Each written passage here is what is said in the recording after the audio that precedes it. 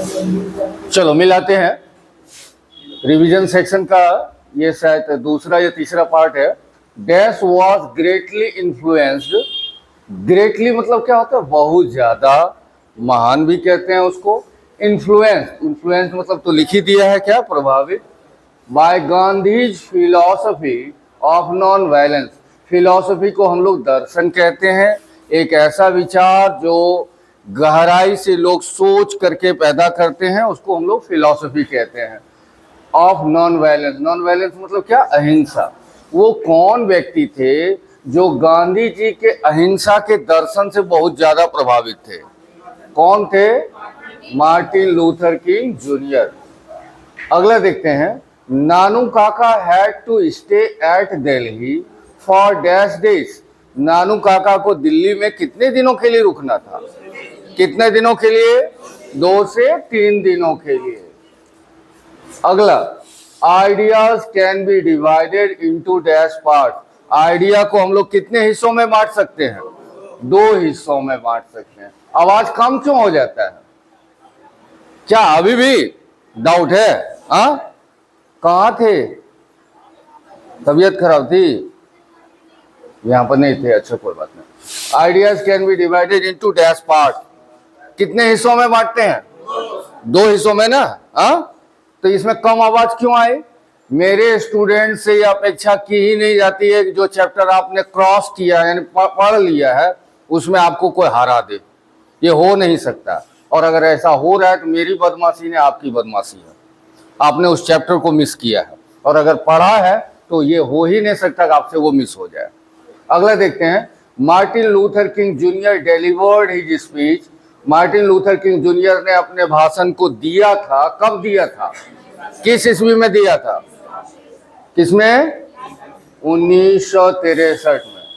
आप लोग के सामूहिक आवाज के सामने मेरी आवाज ज्यादा हो जाती है।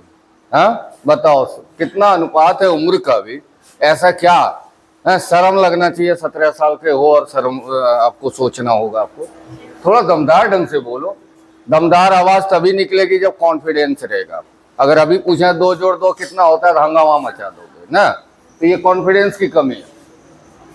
नानू काका brought A dash in the basket. क्या लाया था नानू काका? क्या लाया था? कैट की किटन? किटन। ये कंफ्यूज करने के लिए देगा एग्जाम में। कैट मतलब बिल्ली, किटन बिल्ली का बच्चा है। बिल्ली लेकर के नहीं आए थे, बिल्ली का बच्चा लेकर के आए थे। आते हम लोग ट्रांसलेशन बनाते हैं, मेरे साथ बोलेंगे आप लोग। तुमने यह किताब कब खरीदी है? खरीदी है। टेंस बताइए। कौन सा? Present perfect. तो पहले तो कब ने लिखोगे? तो पहले लिखते हैं WH व्हेन। और आपको अच्छे से पता है WH लिखने के तुरंत बाद सहायक क्रिया लग जाती है। इसकी सहायक क्रिया क्या है? क्या है? हैज या हैव। यहां क्या लगा है आपने? When, have. सब्जेक्ट क्या है? तुमने, यू। When, have, you. और ये तो रटा हुआ है। जब देखते ही क्रिया का तीसरा रूप लगाना है, खरीदना। बाय का तीसरा क्या होता है? Bought. When have you bought this book? When have you bought this book? दूसरा, वे लोग क्या पूछ रहे थे? रहे थे क्या है? पास्ट कंटिन्यूअस है। तो पहले तो क्या लिख लेंगे? व्हाट। रहे थे, वाज वर्ड लगाना होगा। यहां क्या लगाया आपने? वाज की वर्ड। अरे सब्जेक्ट क्या है इसका? वे लोग के साथ वाज होगा कि वर होगा? What were they? What were दे पूछना का आस्क होता है, बिफोर करना होगा। What were they asking. चलो तीसरा बनाते हैं। मैं उसे पहचानता हूं। ता हूं क्या है? 4 लोग जिम्मेदारी लिए हो बैच का, इतने लोगों के बीच में, और लोगों को मालूम ही नहीं है कि ये ता हूं क्या है। कौन सा टेंस है? सिंपल प्रेजेंट है। आई। सिंपल प्रेजेंट में या तो V1 या तो V5। आई के साथ क्या लगेगा? V1 लगेगा। I recognise him. चौथा, आपको वहां जाना चाहिए था, चाहिए था, क्या लगेगा? Should have. तो you should have gone there, you should have gone there. Should have के साथ हमेशा क्रिया का तीसरा रूप होता है, तो you should have gone there. अगला है बच्चे सुबह से भूखे हैं।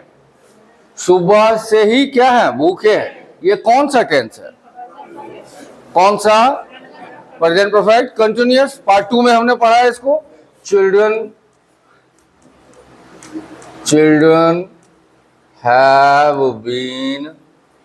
children have been hungry since morning. Children have been hungry since morning. अच्छा जरा सा मेरी हेल्प कीजिएगा, आप लोग बोल दीजिएगा, लिखे हो ना कॉपी में?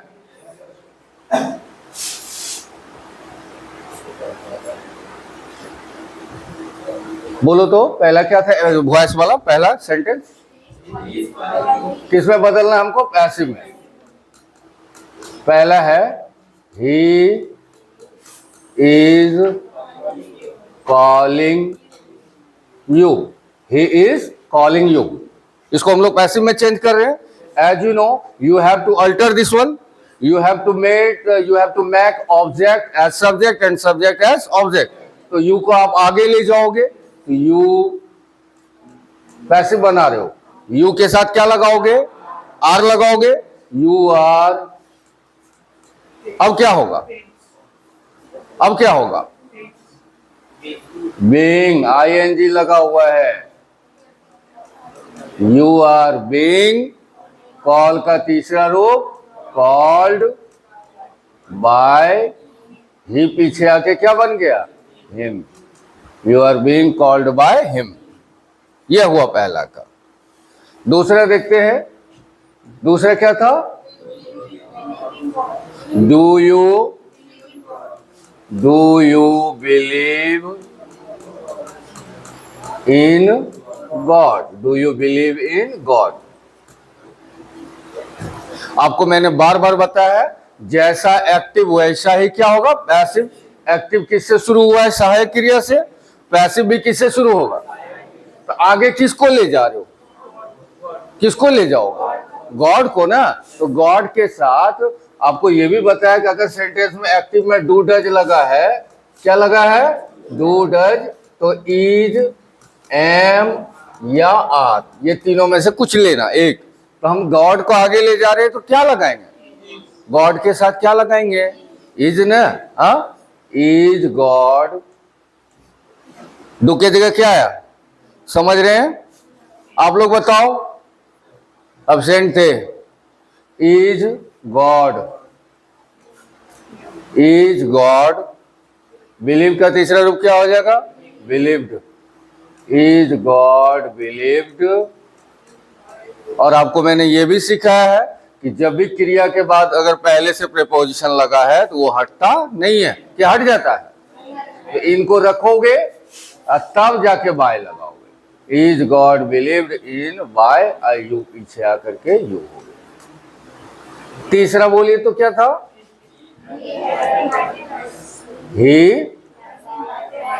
he has invited, he has invited us, he has invited us।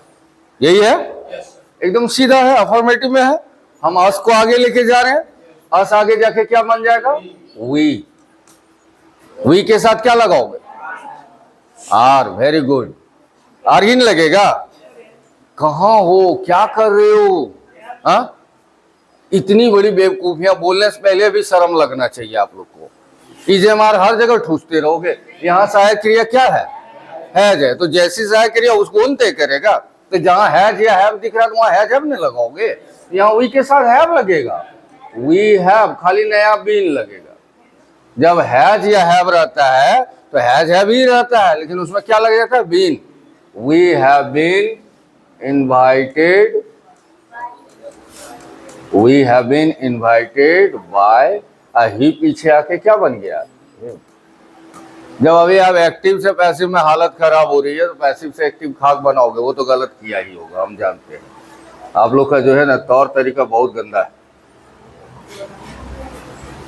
बोलिए तो एक्टिव में, पैसिव से एक्टिव में क्या सेंटेंस क्या है? Has he not been helped by us.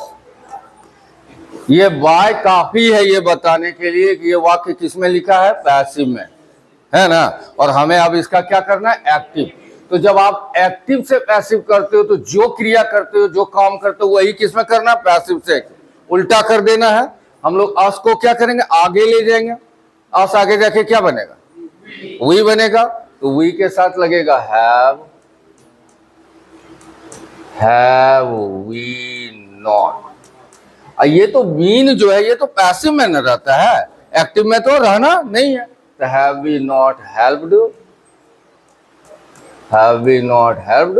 Bye तो हटा दोगे क्योंकि बाय तो पैसिव के लिए है, और बना क्या रहे हो? पैसिव से active.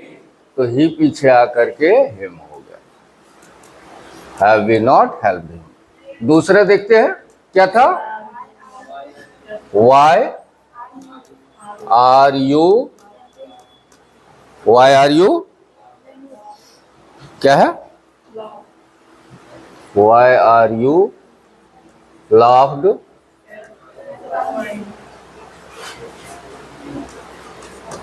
Y are you laughed at by him.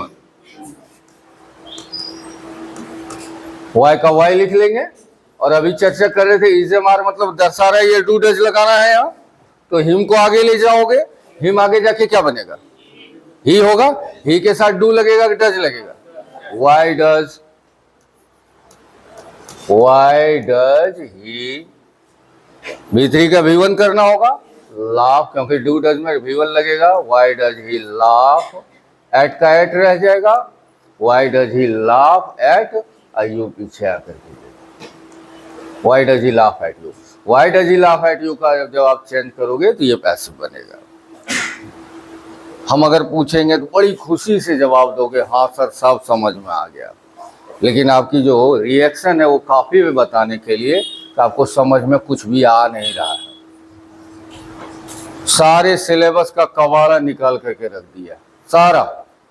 और सितंबर में होश में आओगे जब आपको समझ में आएगा।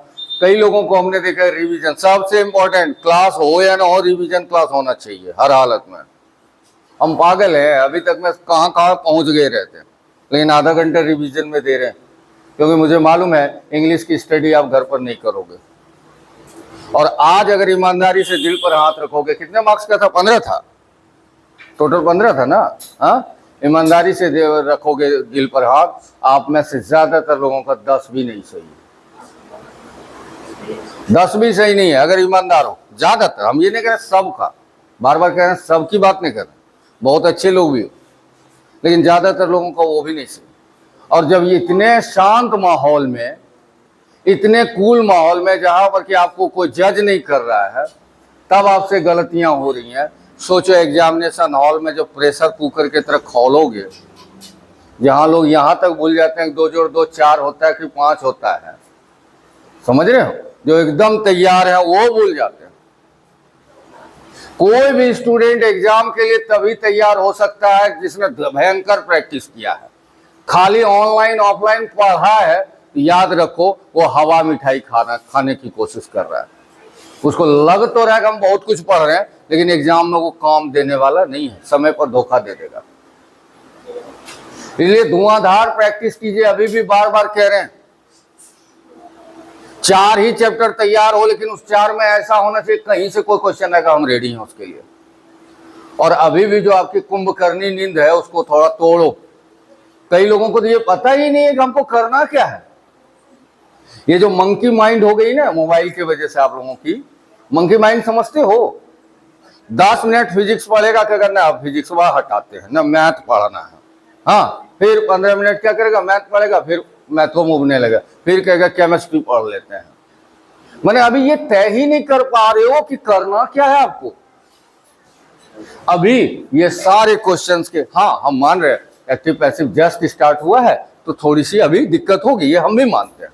हम ये आपसे अपेक्षा भी नहीं करते कि आप इतने माहिर हो जाओ हम जुबानी बोले और जुबानी, लेकिन बाकी उधर के जो सेक्शन थे,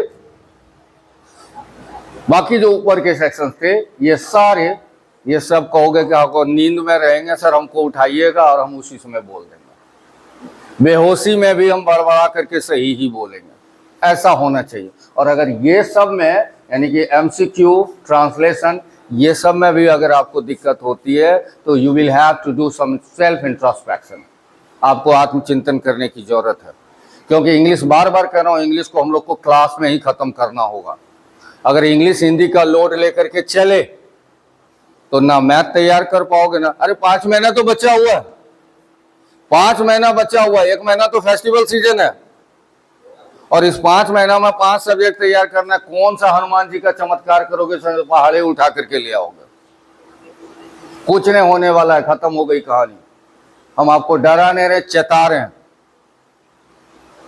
हम शुरू से कहते रहे कि कुछ भी हो जाए, बुखार में रहो, क्लास आओ,